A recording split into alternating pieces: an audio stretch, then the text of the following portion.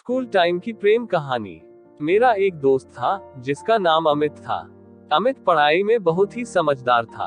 वो एक गरीब घर से था, दिखने में भी सुंदर था। हर समय उसे पढ़ना अच्छा लगता था और स्कूल के शिक्षक भी अमित को पढ़ता हुआ देखकर बहुत खुश होते थे।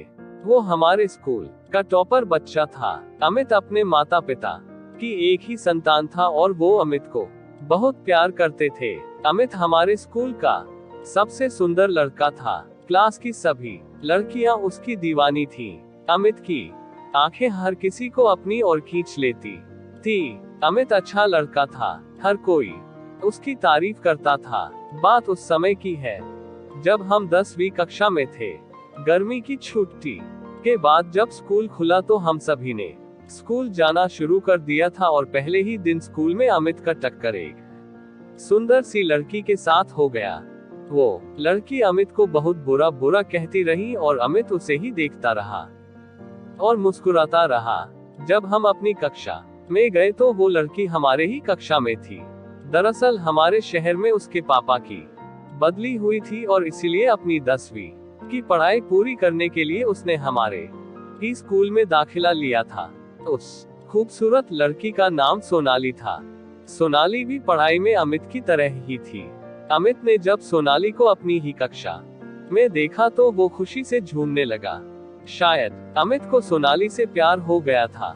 सोनाली इतनी खूबसूरत थी कि उसके लंबे बाल, बड़ी बड़ी नीली आंखें और उसकी मुस्कान हर किसी को अपना दीवाना बना रही थी। सोनाली को देखकर कोई भी उसका दीवाना हो जाएगा, इतना मनमोहक थी वो। ऐसा लगता था जैसे कोई अप्सरा जमीन पर उतरी हो। सोनाली में एक ही कमी थी, वो बहुत ही घमंडी और नकचरी लड़की थी।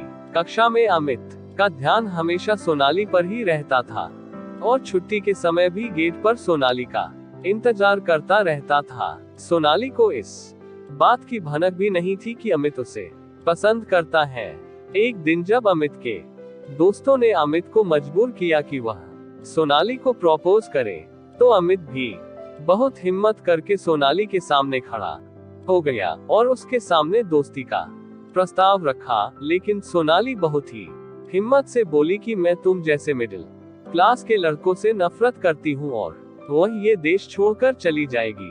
अमित एकदम टूट गया था। वह चुप चुप रहने लगा था, ना दोस्तों के साथ मस्ती, न ही अब वो सोनाली को देखता था, बस अंदर ही अंदर रोता रहता। एक दिन जब शाम को अमित अपने घर के पास की दुकान पर घर का कुछ सामान लेने गया था तो वहां पर एक औरत भी थी जो काफी थकी हुई दिख रही थी। और जैसे ही अमित अपने घर पर चढ़ा तो अचानक वह घूमा और देखा कि वह औरत अचानक जमीन पर गिर गई। अमित ने जल्दी से एम्बुलेंस को फोन किया और उन्हें अस्पताल ले गया। जैसे ही उस औरत को थोड़ा होश आया तो उन्होंने अमित से कहा कि बेटा, मेरे घर वाले परेशान हो रहे होंगे, उन्हें फोन करके बता दो कि हम अस्पताल में हैं। अमित ने उस औरत से घर का नंबर लिया और फोन किया। फोन एक लड़की ने उठाया। वह लड़की और कोई नहीं बल्कि सोनाली थी और वो औरत सोनाली की माँ थी। सोनाली अपने पापा के साथ अस्पताल पहुंचती है। जैसे ही सोनाली अपनी माँ के पास जाती है तो माँ के पास अमित को देखकर सोनाली हैरानी हो जाती होती है और सोनाली की माँ सोनाली को कहती है कि अगर आज ये लड़का नहीं होता तो शायद मैं आप लोगों के साथ नहीं होती। माँ की यह बात सुनकर सोनाली रोने लगती है और अमित सोनाली के माता पिता को प्रणाम करके घर वापस आ जाता है। दूसरे दिन जब अमित स्कूल में पहुंचता है तो सोनाली गेट पर उसका इंतजार कर रही होती है। अमित जैसे ही गेट के पास पहुंचता है वह अमित का हाथ पकड़कर अपने साथ स्कूल से बाहर ले जाती है और अपनी उस दिन की गलती के लिए अमित से माफी मांगती है और अमित उसे माफ कर देता है।